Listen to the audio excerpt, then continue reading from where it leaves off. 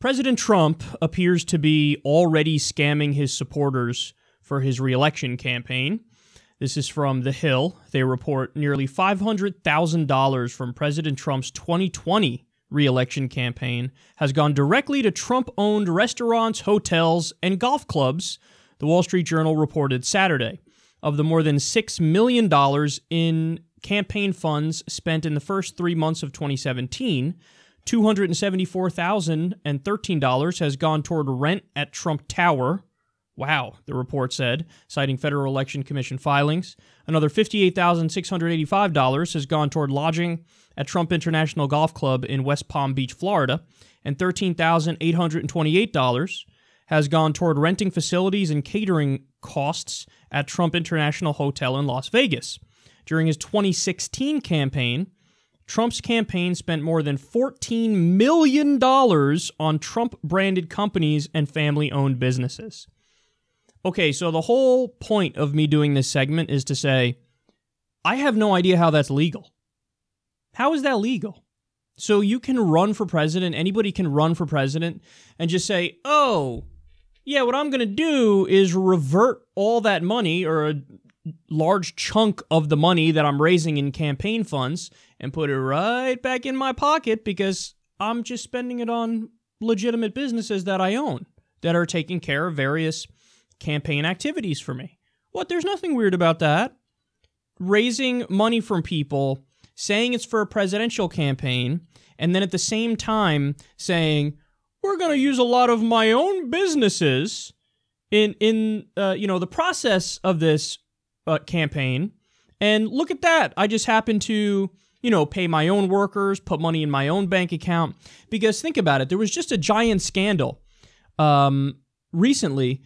There's a Republican congressman, we covered the story on Secular Talk, who was raising funds, and he was like, yeah, I'm just going to go ahead and use it to pay my own bills and buy video games for my kids and spend it on vacations and all this stuff. And there was an investigation into him.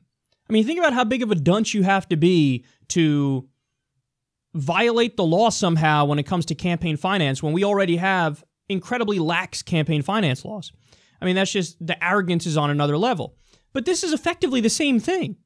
It's, okay, I'm going to raise money for my campaign, and then, oh, would you look at that? I'm using my businesses to host a lot of the events, and some of that money ended up back in my own pocket. Hey, but it's okay, it's different, because what I'm doing is I'm spending campaign funds on my own businesses, and then it goes into my pocket, whereas the illegal thing is spending money on a campaign, or spending campaign money, and putting it directly in my pocket. I have that little bitty bit of a middleman where I say, first it goes to my business and then my pocket. But if I were to just cut out that middleman and say no business, but it goes right into my pocket, well, then it would obviously be a problem and you'd be violating laws. Think about it. We know these numbers because this is filed with the Federal Election Commission. So you're telling me the Federal Election Commission can look at this and go, yeah, everything appears hunky-dory here. What? How is this okay? And again, what I don't understand is, and this ranks low on the list of Trump scandals because there's just so many, but like Jared Kushner and Ivanka Trump. Just like, okay, you are now top advisors to the president and you're in the cabinet and you're making key decisions. Could you imagine what kind of a reaction there would be if Hillary Clinton was like, yeah, Chelsea Clinton is now in a top White House position? Everybody would say this is the grossest example of nepotism, because it would be. But with Trump, it's like, well, I mean, he does so many other insane things that you almost look at Ivanka and Jared and go, oh, well, they seem more reasonable than he is, so I guess it's okay. But it's not. Like, I don't know why we can all just sit around and act like, yeah, well, it's cool. The guy just, raises campaign funds and puts it to his businesses, and then he makes money off it. So it's like a profitable thing for Trump to have run for president in 2016.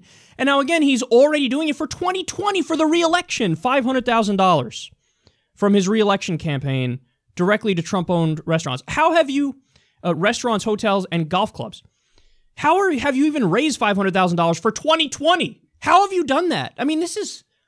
Well, I guess we know one of the answers to that question, which is since he's become president, he's said, hey, Wall Street, what do you want? I will do whatever you want.